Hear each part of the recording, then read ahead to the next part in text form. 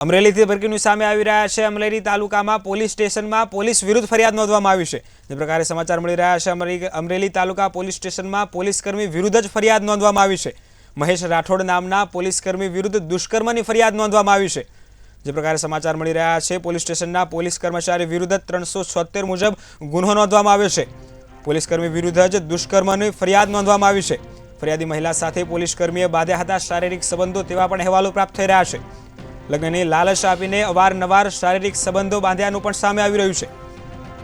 જે પ્રકારે સમાચાર મળી રહ્યા છે, ચલાલા પોલીસ સ્ટેશનમાં ફરજ બજાવતા હતા આ મહેશ રાઠોડ અને તેમના ઉપર દુષ્કર્મની ફરિયાદ નોંધવામાં આવી રહી છે।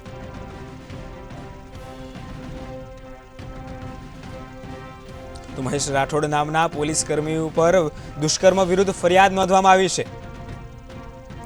પોલીસ સ્ટેશનમાં જ પોલીસ કર્મચારી વિરુદ્ધ 376 ની કલમ મુજબ ગુનો નોંધવામાં આવ્યો છે।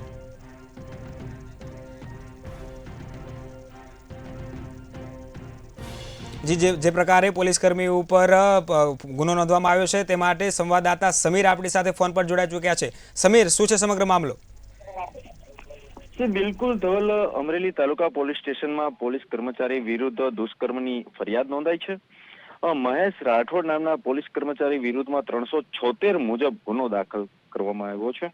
ત્યારે ભોગ બનનાર મહિલા સાથે પોલીસ કર્મચારી અવારનવાર શારીરિક સંબંધો બાંધ્યા હોવાનું અને મહિલા સાથે શારીરિક સંબંધો બાંધી લગ્નની લાલચો આપતો હોવાનું જાણવા મળી રહ્યું છે। ત્યારે મહેશ રાઠોડ હાલ ચલાલા પોલીસ સ્ટેશનમાં ફરજ બજાવી રહ્યો છે અને ગુનો નોંધાતા આ મહેશ રાઠોડ છે એ ફરાર થયો છે।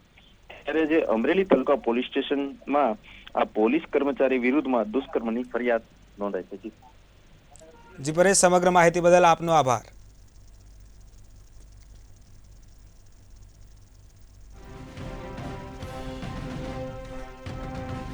તો જે પ્રકારે સમાચાર સામે આવી રહ્યા છે, અમરેલી તાલુકા પોલીસ સ્ટેશનમાં પોલીસકર્મી વિરુદ્ધ જ ફરિયાદ નોંધવામાં આવી રહી છે।